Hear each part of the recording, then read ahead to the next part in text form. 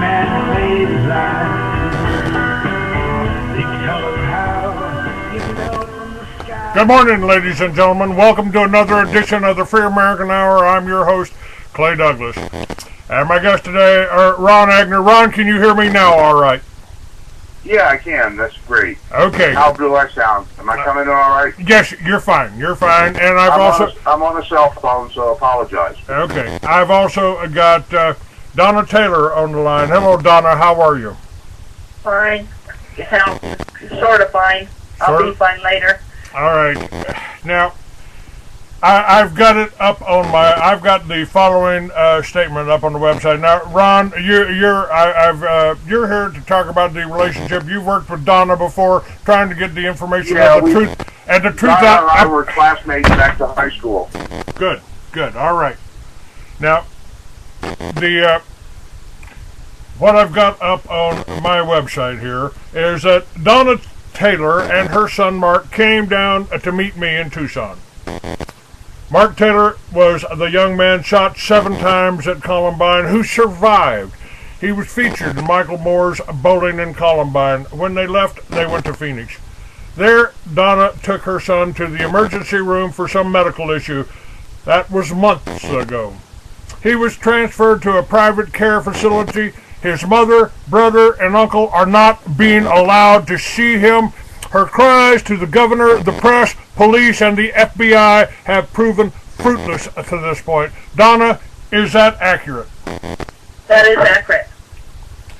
Now, you left me. Your brother. You had your brother. You had your son. You were here to see me in Tucson. I got to meet Mark. I got to meet your brother. Right. I frankly, I think Mark is a remarkable case. He seemed fine to me. He wasn't crazy. He wasn't ill as far as I could tell at that point in time. No, Mark was, the thing is, we were in Colorado. I didn't explain to you that they had him in a mental place at the Pebble Hospital here. And I found out from a doctor, I can't give you her name because her life could be in danger if I do, said that it was a setup and he never belonged in there in the first place. And I said, why? And she said, because you guys sued the drug company. Okay? And she said, this is the way they get back. And I can't get involved anymore. I suggest you leave Colorado. And that's why I was heading up towards Phoenix at that time. And then I really was heading up to California to meet with some people down there to help my son. What happened is they drugged him down here in Colorado first. Now, okay. Why was he in a mental hospital in Colorado? Well, the doctor that met with me told me it was a setup by the drug company. In other words, they set him up by following him around and then putting him in there by accusing him falsely. And he told me a long time ago, Mom, he says, Mom, they're setting me up. And I had a hard time believing him. And now it's all true. Now, you sued the drug companies. What was the result of that suit? Well, it was a joke.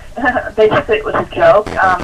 They went ahead and awarded us $10,000 to donate to wherever we wanted to donate it. But the whole thing with that situation is they pulled me off the lawsuit and they scared my son to death. They scared him to death in the courtroom. That he had to settle and back off. They threatened him. And Judge, they would not let me go in the courtroom at all. How old was your son at that time? I mean, now, just for a little bit of background here, your son. Hold on. Your son was wounded, shot 7 times at Columbine. Is that correct? Well, there were 13 holes. We don't know, 7 to 13 bullets. They never clarified that. There were 13 holes. He was like a sponge, yeah. We would kid him about being the sponge guy, you know. No, it's not a happy thing that we have to deal with here. These people are still hurting. And they're hurting my son after Columbine. Honey, they don't And care. Okay, now guys, you got something about it. look. I know you've got you. Listen to me. Listen to me. I know you both have something to say, but I'm trying to conduct this as an investigation. Please don't interrupt each other. I understand. Okay? I apologize. I have a habit with that, so just. Yes, sir. I'm telling you. That's why I'm telling you right now. I'm full of information. I'm almost like garbage that needs to get dumped here. You know. So, Okay. Well, let's bring it up to date. I'm helping Donna. Okay. Okay. Let's bring it up to date. You know, tell me what your how you operate the a website. It's linked on my page here. The Columbine Family Request. You have been an activist. Ron Aigner is speaking here. He's been an activist in Colorado. He's worked with Donna. He's tried to help the families in Colorado. And what is just give me a quick condensation of what your investigations and your research into Columbine. What was that? What happened? Well, first I'd like to explain my actions there. I was simply, they keep Donna so wrapped up in the now of the situation. She's constantly having these harassments. So I go back and I do the studying of why. And it's very tragic as to why they've been so interested in Mark. It's because they took his name and on his behalf filed a lawsuit to get these basement tapes of the killers revealed, and they had to take him and kind of tuck him away somewhere while they were getting this dirty work done. And I think they over-medicated him. Well, anyway, they did something to him. And he was yelling when he was being taken out of there, "I'm being framed." So, man, when you know why, then you understand. You know, she's battling all the time this fight to get him back and to be able to go on with her life. But that keeps her busy, so she can't go back and work on what I've learned. So what I've learned about why is more almost important than the here and now, because if we get that resolved, then he'll get out of there. Okay, let me stop. Hold on a moment. Let me ask you, Donna. Was Mark shot in the head, or was there all these body wounds? No, he was shot in the heart area across the chest and leg and arm. Okay, so there was no brain damage here. We're not talking. If there's anything wrong with Mark, it's because of the medication that he's been put on. Why was he even put on medication in the first place? Now, they put him on it to shut him up. I'll tell you why. So he quit talking out there. That's what they did. That's exactly what they did. There ain't no other word for it. Okay, now what happened? Now walk us through this. When I saw you here in Tucson, I can testify, and you tell your lawyer this. I can testify that Mark was not a mental case. He was, and believe me, I've been around a lot of people that are mental cases. Right. Some of them in suits. But you were here and you left and went to Phoenix. How did he get into the emergency room? Why did you take him to the emergency room? What was that about? I took him to the emergency room because he couldn't hear. It looked like he was having seizures. He couldn't hear me when I was talking to him. And some of his clothes were like coming off of him, and he couldn't hear me when I said, "Oh my gosh, Mark, your pants are torn. It's showing everything." Or I would try to talk to him, he didn't, he wasn't there. He was like in outer space. And I believe it's from the drugging they did in Colorado. I don't know what they did to him at the Pueblo State Hospital here, but they did something terrible to him. And I'm going to tell you something. If you pull up Columbine Family Request that Ron put up, it'll show how normal Mark was on the news and now where he's at now. And he's stuck in Phoenix. He is in Phoenix, Arizona right now in a group home. And they are injecting my son with shots every week. And who knows how many other psychotic drugs they got him on. But several times I've called him when he goes off of the deep end. He'll say, "Mom, Grandma left me millions of dollars." Okay? Or he'll say, "I own this house I'm in." Different times he'll say that. Mark never did that before they started drugging him. Okay. How did you took him to the emergency room. It wasn't because he was being a psychotic episode, was it? No. I was just worried that he was having some kind of seizure activity. I wasn't clear. I knew the drugs were dangerous. I didn't know if it was the drugging they did to him in Colorado, or if it was from a methane gas leak that we had when we were staying in Hobbs, New Mexico.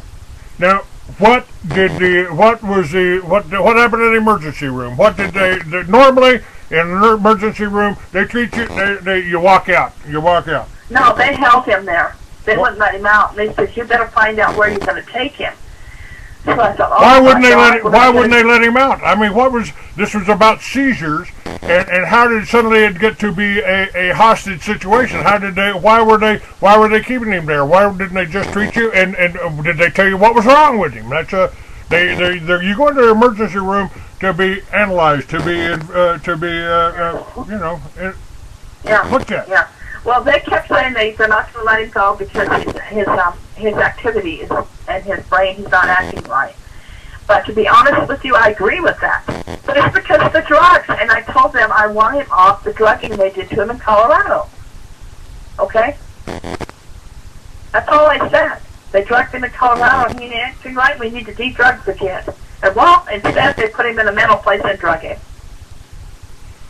And they started. What type of drugs were they giving him? Did they tell you what they were giving him? No, they really didn't. The only thing I heard is he was on something called chlorophyll, either Cloranol or chlorophyll, some kind of an antidepressant.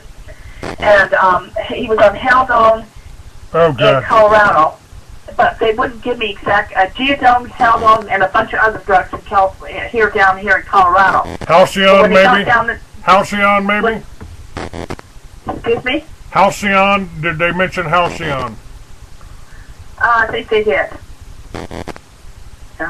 Okay. And you know these drugs are dangerous, right?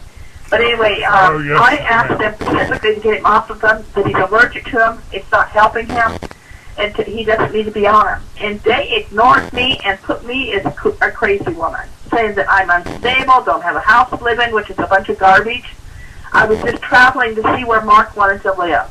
Mark was tired of being in Colorado. It wasn't that we couldn't have a house. We were just looking to see where Mark wanted to go. And that's why we're traveling through there to go to California, because Mark said he liked it out there in California.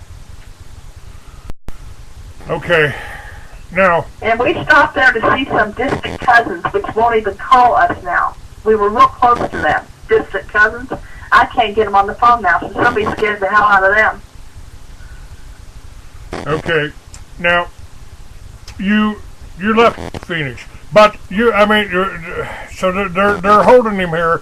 Is this a private institution that he's in? As far as I know, it's a place through Magellan, some Magellan mental facility that houses all these institutions. So, for instance, there's a group home. Magellan is a part of that. Okay, Magellan does in-home care, inpatient care, and then these group homes and apartment living, so they can come in there and live with you and make sure you're taking your little medications. So in other words, this is a state that forces drugs down your throat, even if you're against the drugs. It doesn't matter if you're against it; it's their authority to put you on them. Okay. Okay. Now, for a time there, you were able to call Mark and talk to him, and absolutely. And I said nothing wrong. All I said, son, I love you. We're praying for you, for your wellness, and we're looking forward to seeing you. Okay. What happened was, Doug wanted to call on the phone to find out what's going on, why they're not giving me any answers. So him and I did a two-way call to a woman named Marilyn, who is the color of. Are you talking about Doug Millar? I'm sorry, Doug Millar? Yeah. Okay. I was just on his show. Mark's social worker, Maryland, with the color of law, or color of people, is what they call it down there. And supposedly she's the so-called counselor for the Mark. So we called her, and all he said was, do you know when Mark can get out, and who am I speaking to, and who can we talk to about Mark getting out? And she got real hostile with us on the phone and said, I don't have to answer any of that. And finally, Doug says, well, who's the head person we're supposed to talk to? And we took a long time to find that out, right? Well, needless to say, she says he'll return your call. He never called us back, okay? Who were you supposed to talk to? The head director there. of the color of law. Now, Doug wrote all that information down because that's Richard Green, I believe it was. Richard the clerk or something there, whoever he is. They didn't give us his last name at all. But anyway, Doug took the information down. We never heard back from them. The next thing I know, when I'm calling my son, they're telling me I can't talk to him anymore. I have to call this phone number over there, 602 number, to talk to them to get permission from now on to ever talk to them again. And then they took Mark to court last week, and I don't know what happened during the court thing, and they appointed a temporary guardian for him last week. And he has another court date, he said, the end of the month. Now I can't even talk to him. And I'm almost sure they're going to cut my boys off from calling there too eventually. They've been calling and asking how he's doing. All right. You know, this is I've been working on a story before I talked to you today, Donna, about the things that have happened to me. And I had just mentioned a Carolyn Russo. There was a story on her called Judge Gone Wild. Said Carolyn Russo has been officially stripped of everything: her friends, her family, her home, in a country where constitutional mandates in part that the people be secure in the person's houses and effects. The pillaging of the helpless appears to be underway. You see, those who are deemed by a court of law to be incompetent aren't afforded rights, or at least that's how it appears in court-appointed guardian cases. Here's a woman who's being held by the state as mentally ill and therefore incompetent, and the judge determines she's competent enough to understand the workings of the court, but not competent enough to make her own health and financial choices. And what happened to Mark, and this woman that I just mentioned, almost happened to me, almost with the same drugs. I was put in the hospital for supposedly a head injury, and my family was told to get guardianship to make arrangements for long-term care, and they fed me Halcyon, Haldol, Valium, and morphine for 3 months. They were trying to put me in one of these facilities, I believe. Ron, you got any input on this? Yeah, wait till Obamacare. Yeah, this is really touching on a lot of different subjects. When I talked to you, it was my main concern was what we learned about Columbine killers and what we've learned about other shooters in this area. We've had 3 school shootings in this one area. We've had one feeder school. Now, this is getting real serious. We're getting rather professional about trying to figure what the killer's motives are, and they don't necessarily fit what everyone's been told. Okay, now let me stop you for just a minute, because what we originally started talking about was the similarities between the Jared Longner shooter down here, the one that shot the judge, the federal judge, killed a federal judge, and shot the Jewish Congress lady here, Gabriel Giffords, in the head.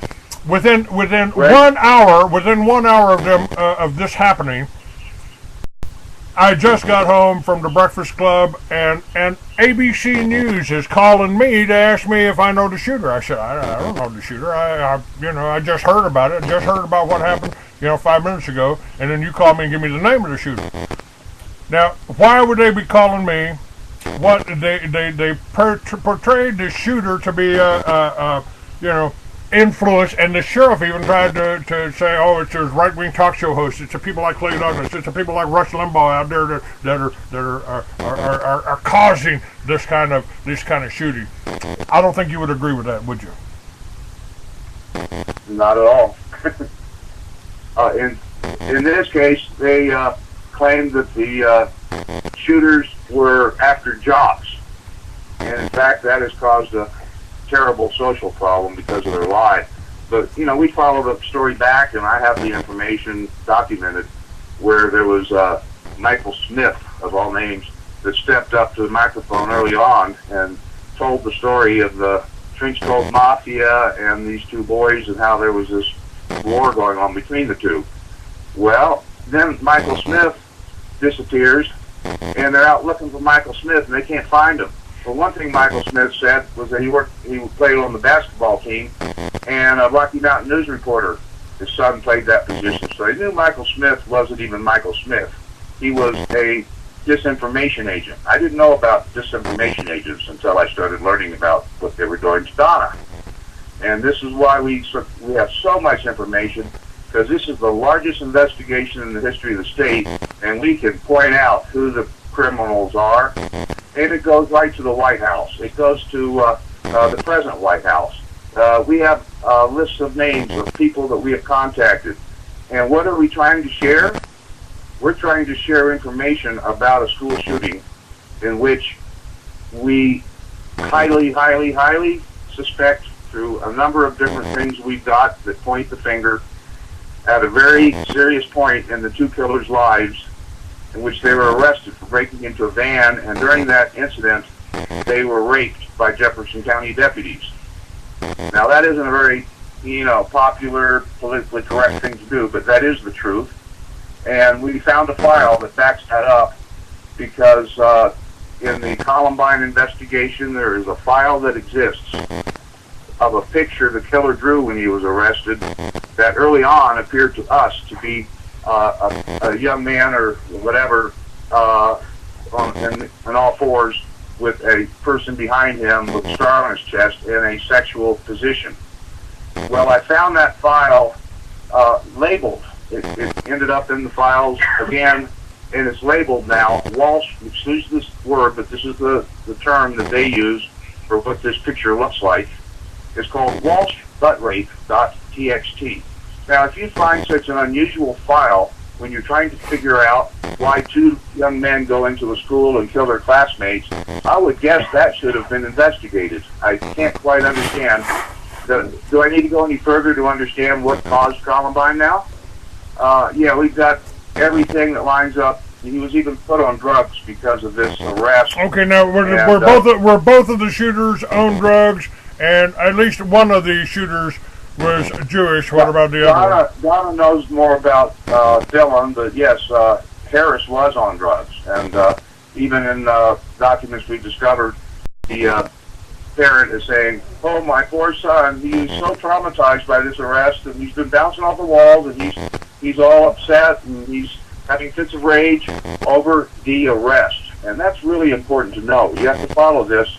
It's not like uncovered something like a building falling down, like the 9/11 truthers do, but we are truthers, and this is the truth. And this is what you're seeing is the collateral damage of us trying to get the truth out. Donna attempted, even in my home, to break into a television spot where they're wanting to find something about the judge's decision, and she actually fixed that same paper that is now labeled walshbuttrape.txt. She shows that to the camera, and then they throw it on the cutting room floor, because that is not particularly what people want to hear. Yeah, it's not real happy for me to have to share this, Okay, now let me get back to Donna here. Donna, all right. You just within the last 24 hours, you have located an attorney in Arizona, in Phoenix, I would imagine, that is willing to help you. Is that right? Well, he acts like he's willing to help. He took all the information. He got the case number from me over the phone. And, he's going to look into it. I do have his name. I don't know anything about him. His name's Dwayne. All right. I don't want to put his name out on the air. I will call you later and get it. But you have. I've in the time that we've been talking and discussing this, I've suggested that you contact the FBI, contact the police, contact the sheriff's department, and contact the media, the television stations and radio stations in Phoenix area, and make them aware of this. Have you tried? I have done that. Have you tried that? I went to the FBI and the police department and got nowhere twice. And if anybody out there can help, or more people that would go and help me with this, I'd appreciate it, because I think it's going to have to be numbers of people that go in there and do this. That they're just not listening to me. Well, that's why we're taking this tape in, this recording in. I'm taking this into the television and radio stations personally. Okay. Did you? I apologize. Did you send that link, that KVOD? It simply just type Donna's name in Google and you can find it yourself. But you can link to that because it is an interview and it shows Mark in his present state, and it has. Send me Donna the link. Send me the link over in my email. All right, and your listeners can be listening or can be hoping to see that later. Also, maybe a link to Columbine Family Request, because that's what Mark was doing. That is a link. If that link is up on Columbine Family Request, the link is up on my website, sir. Wonderful. Thank you, sir. Okay. And truly, this is what needs to be done here. We need to expose this. I've suffered a broken back over it now because they continue to cover this up, and I've lost my business. A number of different things happened to me as a collateral damage to what we're trying to do here. I'd like to get on with my life. So, obviously, it's more important that... Congratulations. Mark. You won. I'm sorry, sir? I don't know. This is something probably on one of these channels that I got on here. I'll make sure that doesn't happen again. Sorry about that. Okay, all of the links up to Columbine Family Request up there. If you've got the link to this tape with Mark, put it up on that website and we'll be able to find it. Sure. Appreciate it. And you can send it to me by email. Now, Donna, Uh-huh. what did the television station say? What did the FBI say? Why won't anybody help you? This is what I'm trying to determine. Why won't they don't want to get involved in it. Anything in the mental health issues there, if you're against them, they don't want to carry the story there in Phoenix. I don't think they want to carry it anywhere, actually, but especially in Phoenix. And the television stations, did they give you any reason for not looking into it or not investigating? No, we'll look into it. We decided we don't want to do that story. That's not what we want to do right now. It's not important to them. They don't give a crap.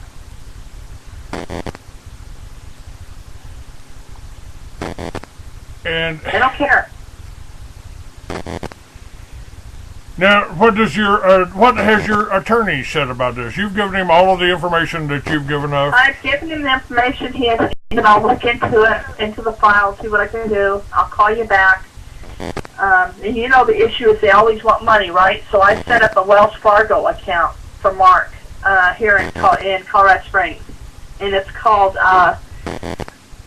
Columbine Family for Mark Taylor. So I'm waiting to see if I get any donations through.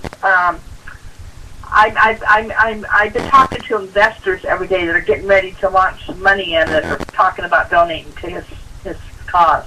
But if I could get on radio and television to get donations so we can hire an attorney, that would be good too. All right, we'll do. You know, they have to have money. It costs money to take these people to court because they got plenty of money at the other end to fight you. That's what's wrong. They stripped them of the $7 million that was donated during the disaster. They directed it towards mental health.